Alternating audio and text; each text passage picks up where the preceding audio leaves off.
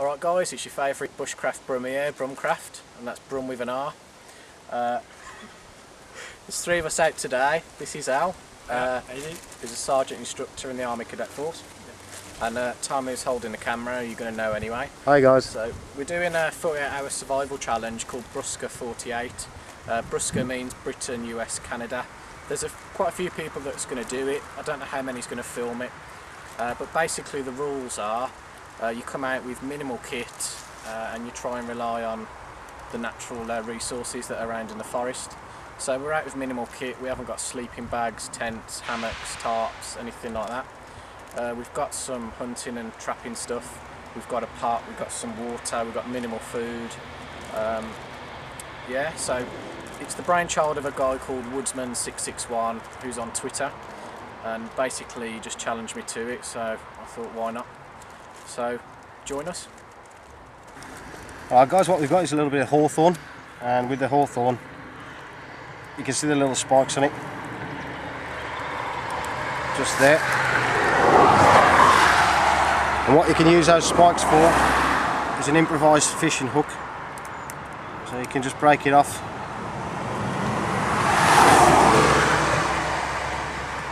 Once you break it off, you can tie a little bit of natural cordage onto it, or a little bit of your fishing line onto it, and as you can see you've got quite an effective little spike there. It's a little bit too soft for using as your bow drill. Use it for cleaning the pans later. It's true, that stuff. If it's like wet, you can't try and drink from it as long as you... Yeah, squeeze it. Yeah, you can if you want.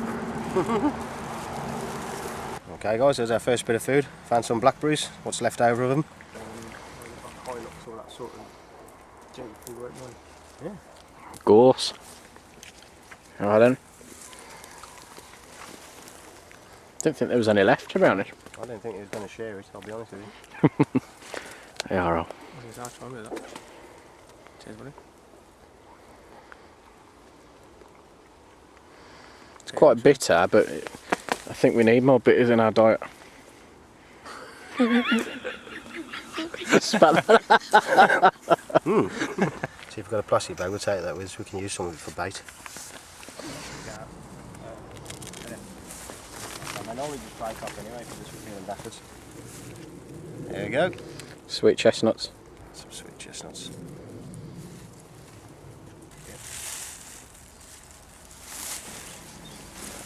Valuable resource of a pine tree. Fantastic, your little pine. Nice, actually, yeah. Little pine nuts on the end. Break them off and eat them. Fruity. Yeah, they are nice. Nice and fruity, aren't they? Well, look a little bit further up the branch on this one. See little bubbles? Yeah. Yeah, that contains all your pine resin. Sticky as well, Mm-hmm. There you go. You can see the smoke coming off it as well, from the pine. Happy with that? That's fine. Yeah. Nice bit of pine resin. Let's grab some of the needles for some tea later as well.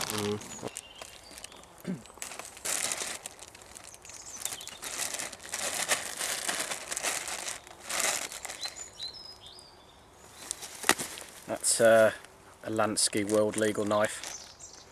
2.75 inch blade, 550C stainless steel. Completely legal. And they're about 20 quid, I think. So is that non-locking then? It's non-locking, yeah. Yeah. But you can see, you can just see how strong it is and how wide it is. You could baton with that. Obviously nothing big, but it's a hefty knife for a legal knife. You probably don't want to take it through the airport. No. Lansky World Legal Urban Tactical Knife.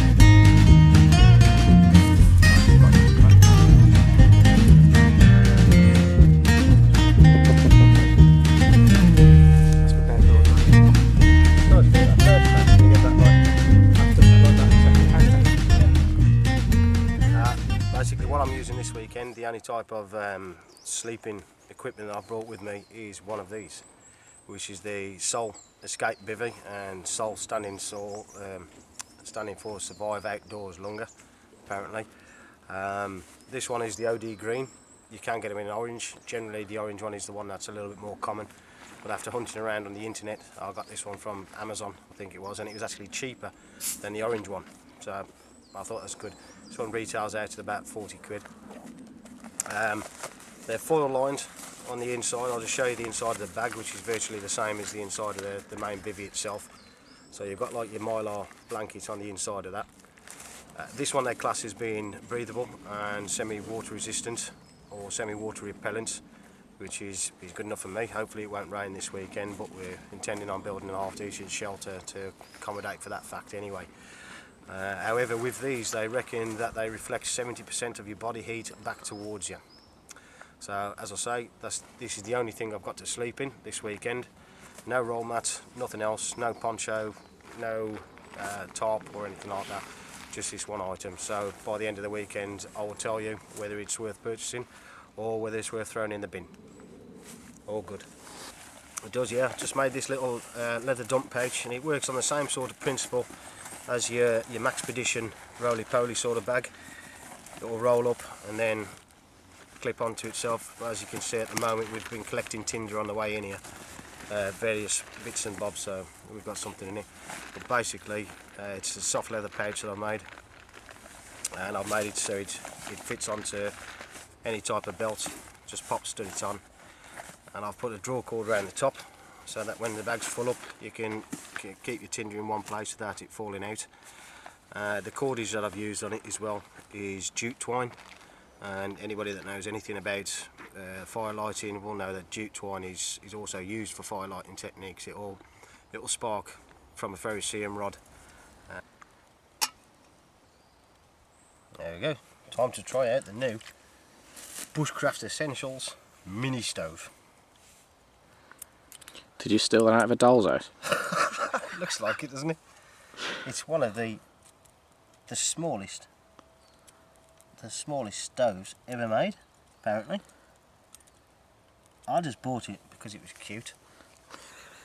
Because I'd never seen a cooker so small and cute in my life, so I thought I'll have that. We'll try it out down the forest. I think that's another one, look. And it's basically... Go on then, Tom, down in one. Yeah. You need that protein. This would be a great source of protein. Got some field mint. So I think we're going to make some mint tea. That is really strong as well. Yeah. Really strong flavours, yeah.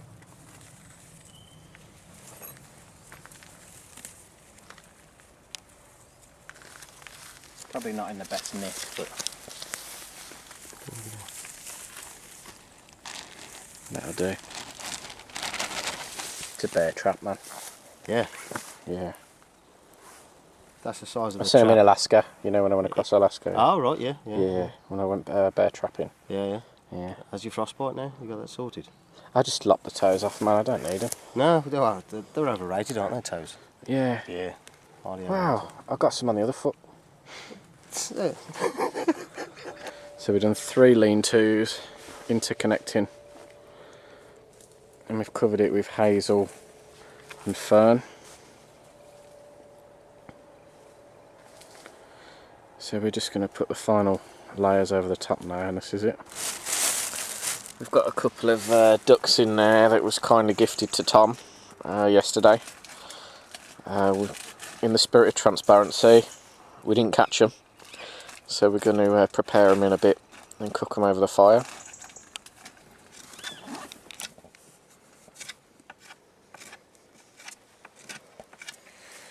We're just making a spit for the ducks. We're doing 2 cross pieces of hazel, we're doing that times 2 with a spit across the middle. So we're just staking out the hazel now. It'll work. Should put some orange sauce. Yeah. Okay, another one of Tom's tips. If you're going to nail a post into the ground, place your foot against the base of the post itself. Lean your knee into it so that you can steady the pole, and then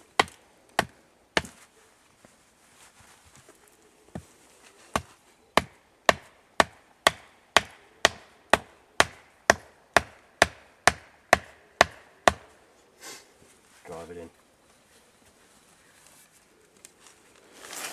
Guys, have you noticed that we haven't beveled these? Because we don't really, we're rough and ready, aren't we? Yeah. There's no finesse. No finesse at all. Okay, if you're doing this with 2 people, Alistair can lean his foot up against the hole that side. I can lean up against the wood this side. It helps brace the stick before you drive it into the ground.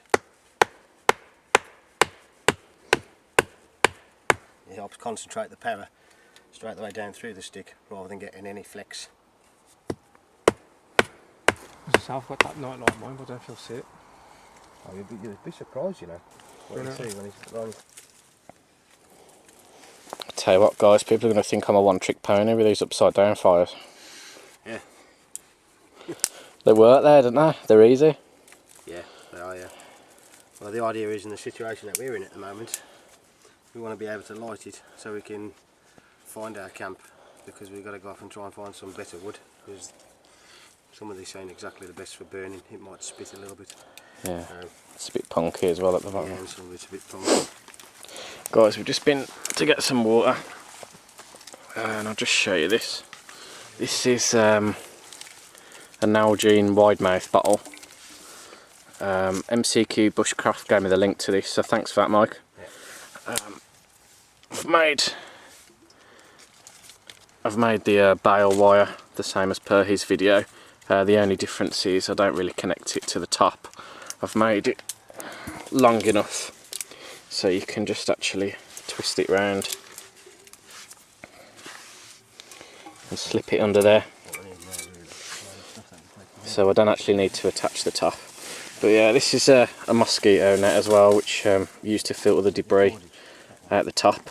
So these are awesome things as well. The mosquito net head nets, stuff sacks, and you can use them to filter the debris as well. So you can do 3 things with it, and they're really lightweight as well. So good thing to have.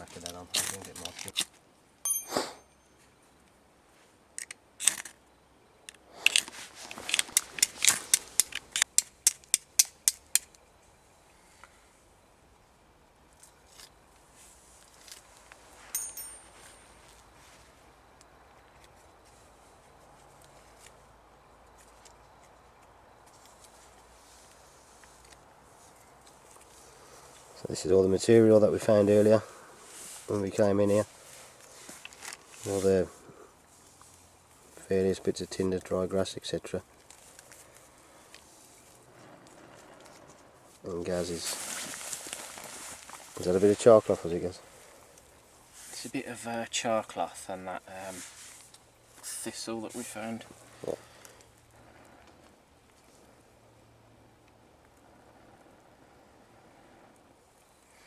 The grass is a bit damp. And we'll just leave it build up a bit of heat. Huh?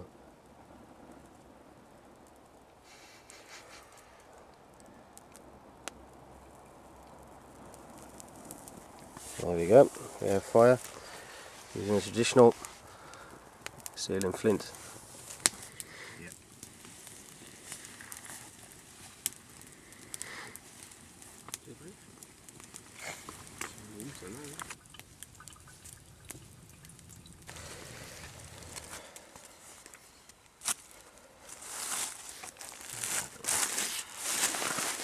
What we're going to do to start with, boys, is declip them, defeather them, and anything on the breast, you're going to work the opposite way, pulling up the pill, like that.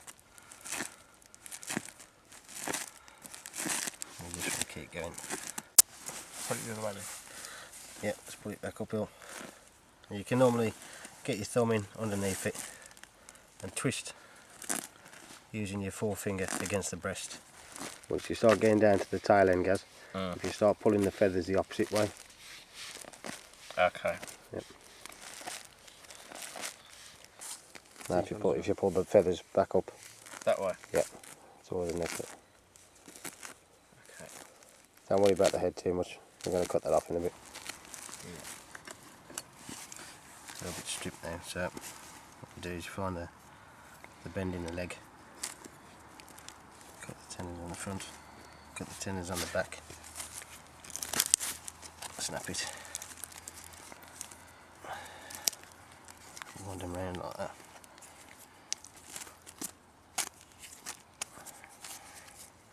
And they come off, and there, that's your sinew. You know, so like when you read about it in your SAS magazines and all that sort of stuff and everything that you hear on telly, you use the sinew for, you know, cordage and all that. Well, that's what it is. So, as you can see, it's quite fibrous, and you can twist it up. You do exactly the same with the wing.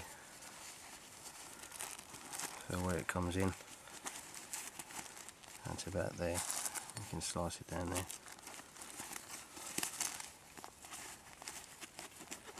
Slice it at the back.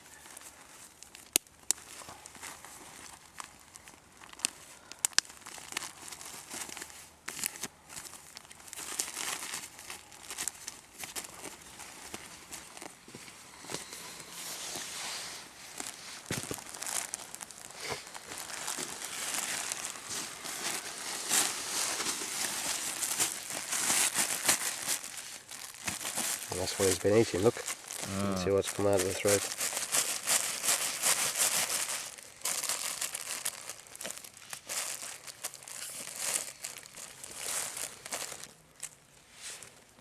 Try pulling. There you go. Cool. And then lift up.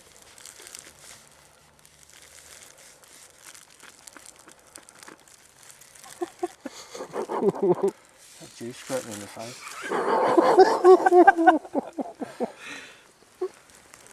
Yeah, for the heart and that. Turn it round, do the same the other side, and yeah, grab all the heart out, and anything that's left over in there.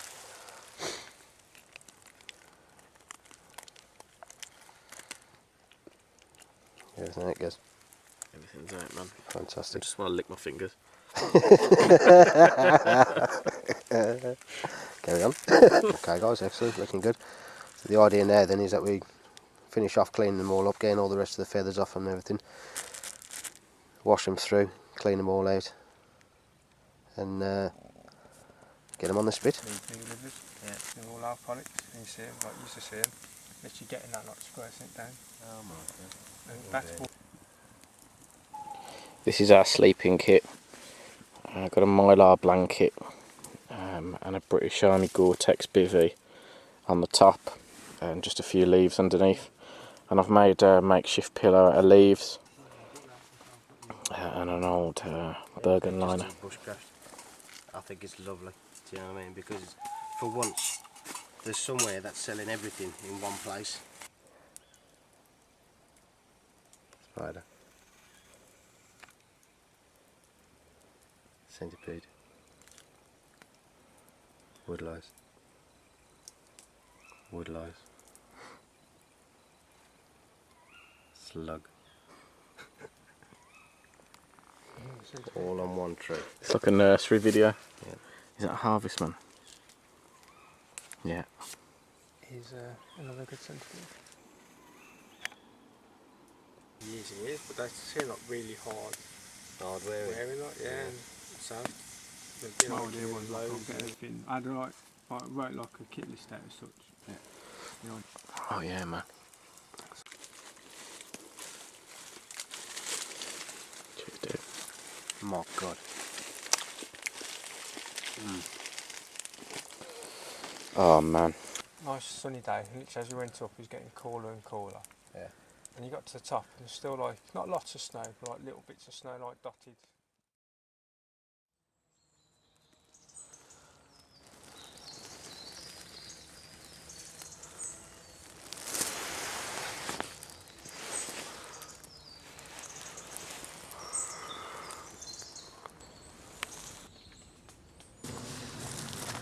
Guys, it's morning now, I'm the first one up. I slept like a baby. A baby of ADHD that cried all night. No, I slept okay actually. I'm really grateful for having like a down jacket. I've got an Alp kit jacket. It's awesome, man. I'm really glad I bought this. And I'm really thankful really that I bought that bivvy bag and had a mylar blanket to put on the deck, because it would have been a cold night otherwise.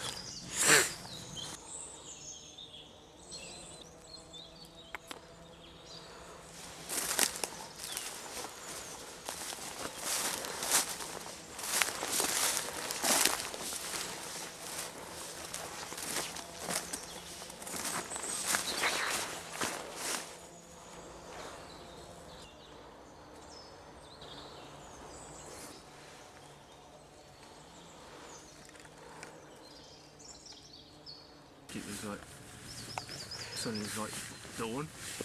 Yeah. Birds started singing and Tom, infield review of the bivvy then. Hey? Infield review of the bivvy, come on. Any good?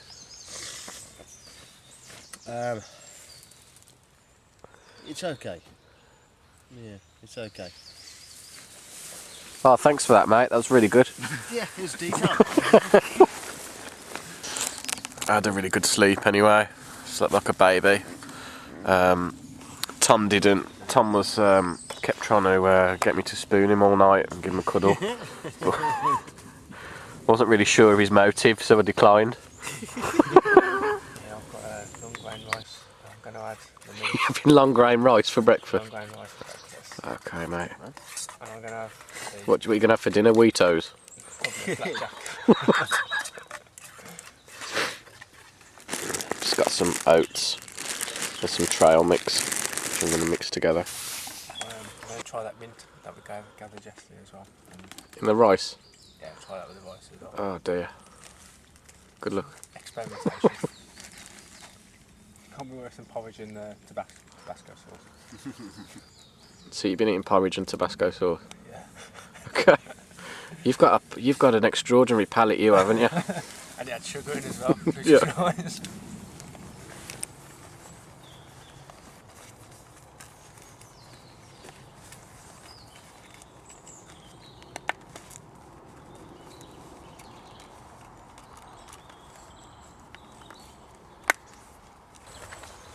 This one's for Zed Outdoors. Zed, you need to get this backpack, man. It's got your name on it. Alright guys, we've just set up 4 squirrel traps. We're just practicing really. We've took them down and now we're off for a yomp.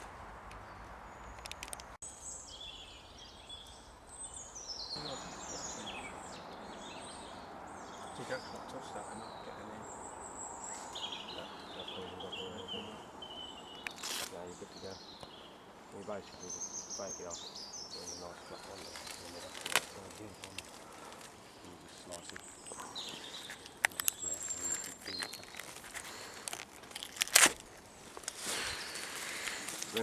Birch polypore. Yeah, that would be. That's a sterile strip. That's cool. Oh, cheers, man.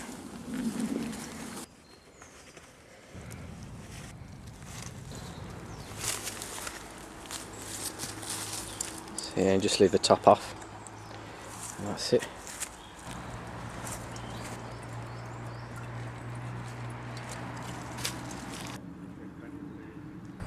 Right guys, I just want to take this chance. We're chilling out now, having a brew and stuff. I want to do a couple of shout outs actually. The first one is to the rest of the mad crew that are here. It's Paul, Mikey, the big guy, Mad Mickey and Van Cleef. Wicked guys to know, you know, we have some good fun. I haven't been part of it for too long, but yeah, I hope you like the videos we've done so far, so keep an eye out for these guys, they're awesome. The second one is Zed Outdoors. Basically, if you're into bushcraft and you don't follow Zed Outdoors, you need to basically close your YouTube account, man, because you ain't doing it right. I mean, the guy's hilarious, he does some amazing stuff, he's having a great journey, you know, and he's inviting you along with him as well, and you've got to follow him. The third one as well is Mac Tightwad. He's an ex-soldier, he's got some ace stories, he's a proper laugh, and what I like about him is he makes a lot of his own stuff. He's always improvising, making stuff. Things that don't work, he makes them work, he customises it. So yeah, he's a really good guy to follow as well. He's part of the community now, so follow him as well. So now guys, keep up the good work. Alright guys, we're still unable to ID these. It's a toss-up at the moment between dogwood berries or sloes. We know it's not. We know they're too small for damsons, and it's not nightshade. So don't know what they are. If anyone knows, let me know.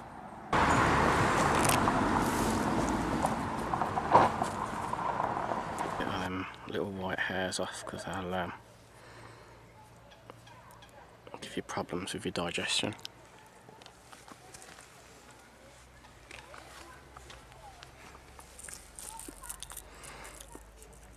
Tastes like really citrusy, like cross between a lemon and an orange. Just found some yew berries. I think you can actually eat the berries, but the rest of the tree is poisonous, and I think the seeds are poisonous as well, but you could have some balls to eat them.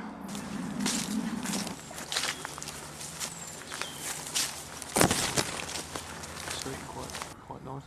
It's a surprise. Right guys, we're having a tramp through the forest. We're just chilling out now. We've grabbed a load of wild edibles, and got some pine cones as well, which we're going to use as kindling. So yeah, we're going to head back in a bit. Tom's got some bannock mix, so he's going to have a go at that, and then we're going to try and get some insects together and try and go fishing with them. We're going to try some different insects, just see if it works. Okay guys, navigation is a very important part of any type of wilderness survival. If you don't know navigation, you'll get yourself lost, and you'll have to use more skills than what you think that you'll need to stay alive or to get to safety. So learn a few navigational tips, and it's going to help you on all your travels. Now basically what I'm doing at the moment is I'm just lining the map up with the ground and with the compass. So my compass is pointing north. That means the very top of my map is also pointing north. So everything that I can see now on that map is lining up with the ground as we can see it at the moment. Now, on this section of the map, we've got a little mine marked here. We're not on any path. We're actually wild navving at the moment. However, we can still locate ourselves even though we're wild navving and we've got no paths.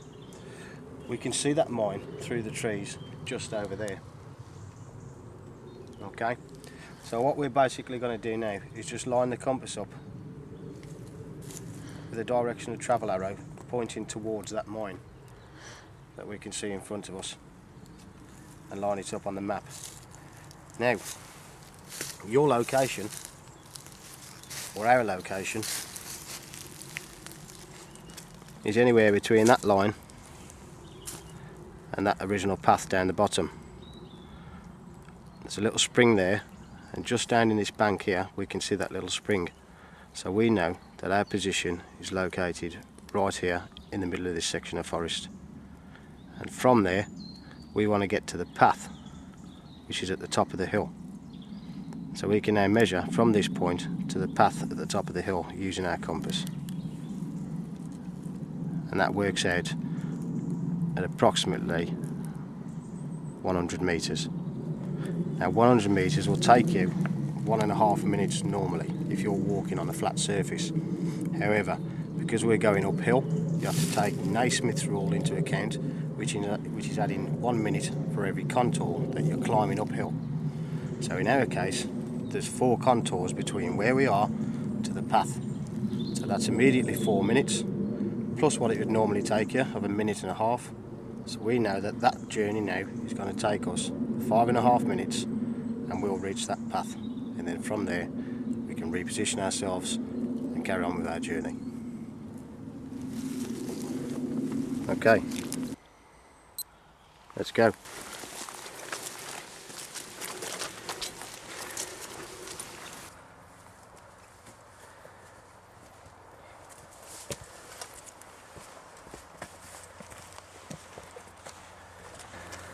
There you go. There's 90 seconds out, mate. You're gonna have to go back to school. I mean, all I can do is apologise to the viewers. Apologise to my friends and family. I really do try hard, but You did try your best. I'm just going to have to... We've walked too fast. Yeah. And we... What was it? 10 seconds too quick. These people are relying on you. I'm sorry. I'm sorry. Honest. It's too early. Oh, come here. Cheers. Cats keep the claws retracted as well, don't they? Yeah. So when you see a cat, We found another mound of these beetle carcasses. If anyone knows what these are, let me know. We think it's boar, but we don't know. So if you know, let me know. Yeah, it's at the stew at the bottom.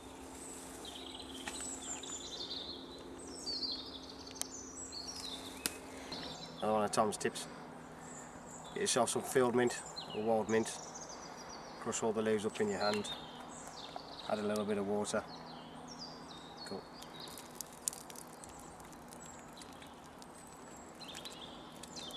Keep crushing it up. Rub it on you.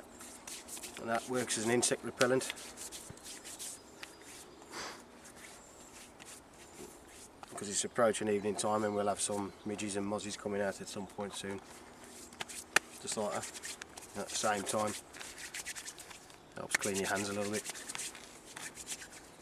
Cool. And this guy is field mint. Natural stuff. Our guys just made some of the insect repellent that Tom just showed you. Basically, you got to rub the mint leaves around until the juice is brown. So that's what we did anyway, and I smell gorgeous. So if there's anyone here from a pharmaceutical company that wants to buy that recipe, contact me and Tom. Patent's going to be how much? Oh, A couple of million. yeah. Couple of million Yeah, to at start least. with. Yeah. Yeah. Anyway, Brumcraft. Yeah. Brumcraft and Tom. Brumcraft and Tom. 50-50. Yeah. 50-50. Yeah. I did record it. Really. Yeah, but I mean, it's only recording, dude. I mean, you know. How can you justify that? How can you justify that? I mean. Okay.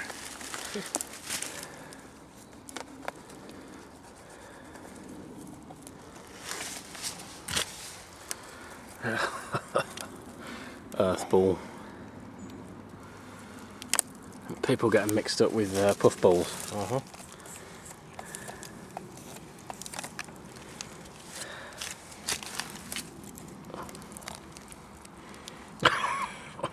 Some manky one in it. Nah, that's the normal one, that is.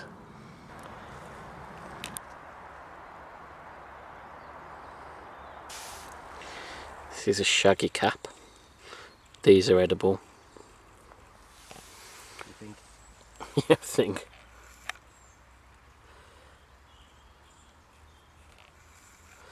But yeah, I don't really touch fungi. I think it's a bit of Russian roulette, really.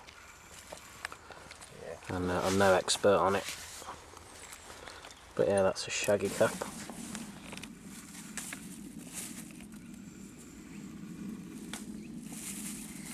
These are obviously nettles, perennial weed.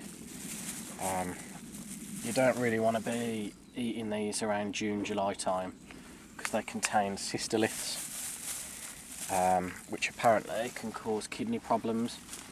And usually they're in flower around that time, so if they're in flower you want to steer clear of them. But I will say the jury's out on that one because people have different views on it. But just to be on the safe side, I wouldn't eat them when they're in flower. But they've been through the flower now, and you want to pick these bits at the top, and obviously just boil them up to neutralise the sting. There's one beetle under that frog carrying it. How amazing is that? it's mad, Yeah. I've got some strength in it, and then beetles. I mean, them froggy. Let's have you for a bit of bait. Tom's going to season this with Cajun spice Yes. and spit roast it. Yes. And just about pick him up on the camera. There's a roe deer.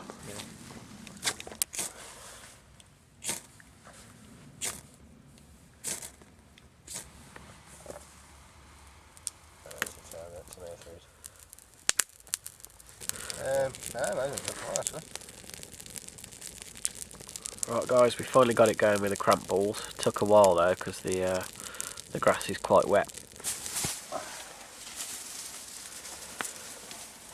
Right, this is our casa. We've all done the same thing and we've folded our mylar blankets over to reflect the heat. It's going to be a cold one tonight, isn't it, lad? Certainly is. Yeah.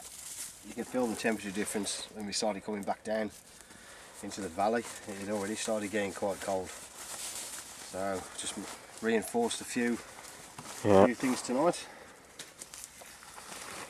Just to ensure we've got a nice stock of wood here. And we got some oak in there which will be burned through the night. So we'll be alright, won't we, lads? Bits and bobs, but I'm just going to go for a plain bread. Yeah, mint bread, just don't do it for me. But I'm doing it this way. I'm going to create a bit of an oven, a bit of a camp oven. And hopefully it won't burn.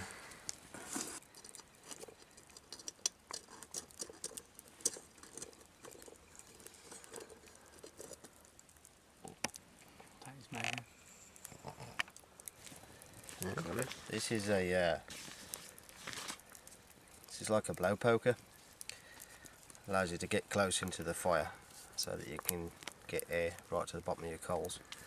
It's just a piece of fern, the stem of a fern or bracken, it's also known. And I've basically just cleaned it out with a thin piece of hazel, and that's a workable straw.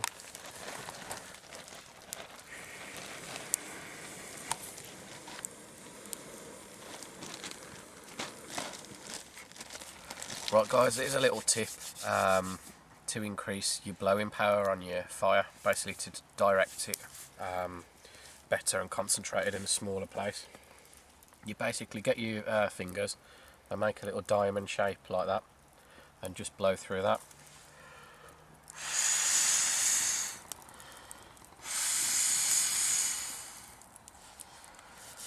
That's called the Venturi effect. There we go guys. A little bit of camp bread.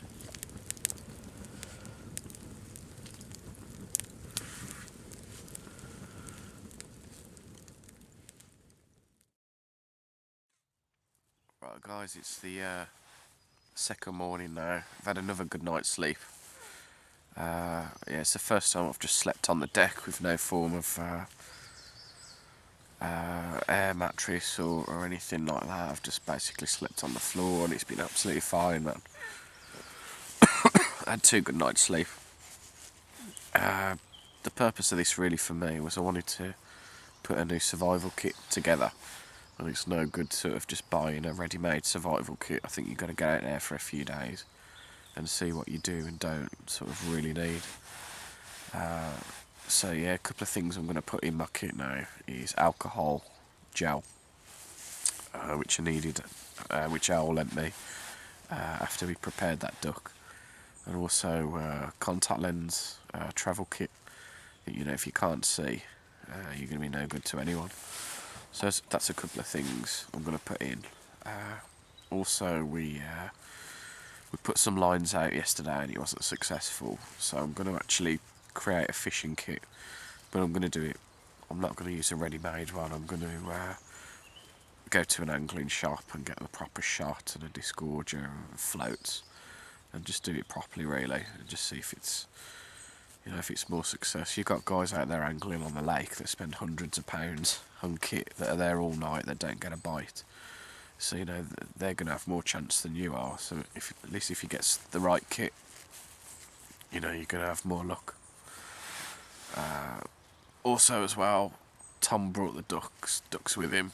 It would have been really easy to pick some up at the lake, but obviously we can't. We don't own the land. But yeah, I think the reason was that he wanted to show us how to prepare the duck. You know, it was a good skill. So yeah, that's why we did that anyway. But we've lived mainly on wild edibles. Yesterday we spent the day eating blackberries,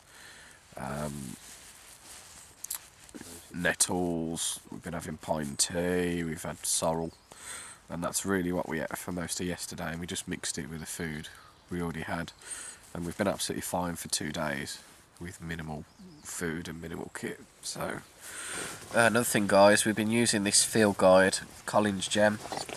It's been alright, but the problem is it only tells you what you can eat, not what you shouldn't eat, which isn't always that useful. And there's also things we've picked up along the way which is not in here. What was it? Plantain, I don't think is in here. Cattails. Yeah, greater reed mace, not in here.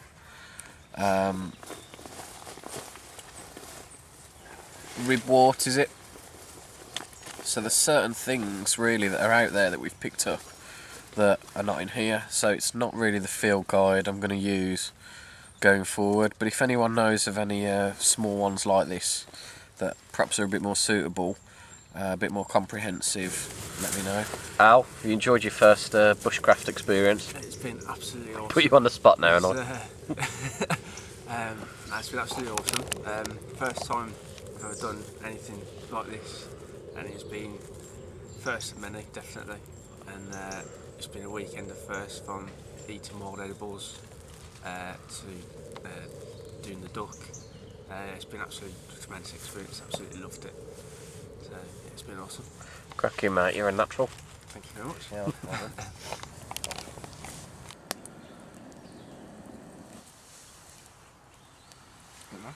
And that's just straight off the coals that are already there from last night. Yep. I suppose because like they're underneath and the ash is on top, it kind of keeps them warm, doesn't it? If you've got one of these GI cups or a Crusader cup, or even a titanium cup, and you haven't got any gloves with you, this is a quick way of just handling it. Just get 2 bits of hazel.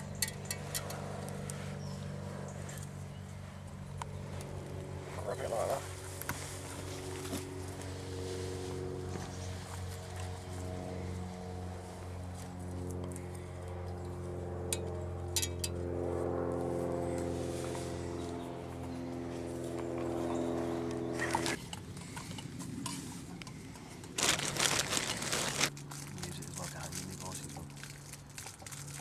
Right, Al, your initiation's complete now. Yeah. So, welcome to the Mad Crew. Welcome to the Mad Crew. Cheers, mate. Thank you very much. Thank you. Well done. Cheers, buddy. Yeah. Now you've got to buy us a breakfast now. That's the second part of the initiation. Eh? Right, we've come to the end of our 2-day survival challenge for Brusca 48. This is the way we do it anyway. We've had a good crack. Hope you enjoyed the video. So this is Gaz, Al and Tom signing out. Please like and subscribe. See ya.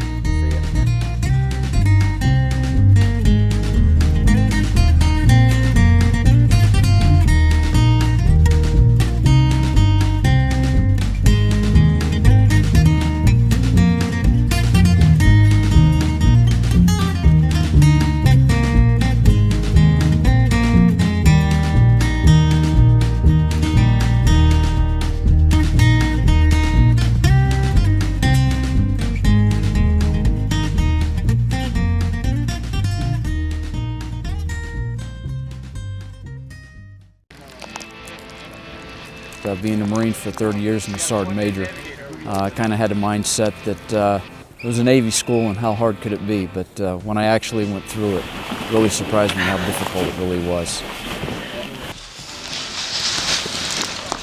My name is Mike Tuttle. I'm a SEER instructor.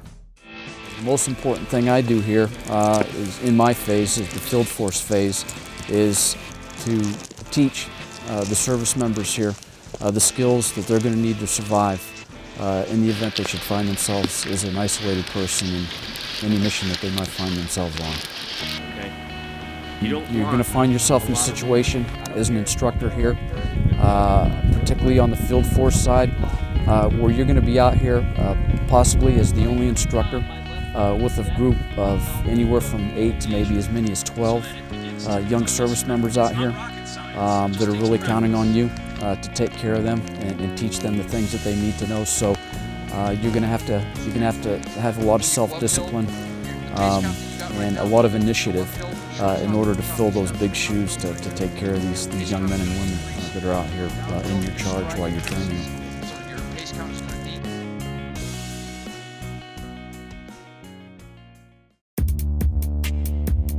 And the skills that we teach here, we teach them how to use them in what we call a non-permissive environment. That's an environment where you're going to be restricted in the things that you can do because of enemy situation. So not only is it basic survival skills on such things as how to start fires, how to procure water, how to procure food, how to build shelters, and how to navigate, but how to do that in a non-permissive environment. Not only is it physically challenging for them out here, but I would say that it's probably just as much mentally challenging for them, especially during the winter months here, because not only are you dealing with the stressors of not eating, the physical exertion that takes place up here. We do a lot of movements, but the mental aspect of that is it's cold here. The nights are long. The weather up here can be very extreme and moody from one extreme to the other, and that puts a lot of mental stress on the students. And then the thought of the unknown. They just don't know what's coming up next, and that's part of the training here. Is this field force portion of training is really meant to, in certain ways, meant to debilitate them, to prepare them to get ready for the next phase of training. So we do everything that we can, not only to teach them the really important things that they're really going to need to know, but at the same time, we put them in an environment that's going to put them in a condition physically and mentally that they're probably going to experience if they actually are an isolated person. So to sum it up, we try to teach the people that come through here, if they do find themselves in a situation where they are captured, to resist to their utmost, but in the end, to return with honor, to do the right thing.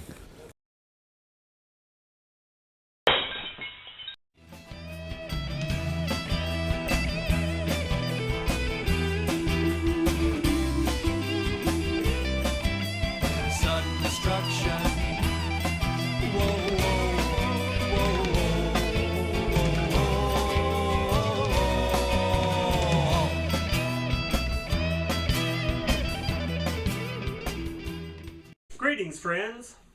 This is Survival Doc. Today, I'm coming to you from down here in my bunker where I'm getting ready for the fallout of our current economic and political entanglements.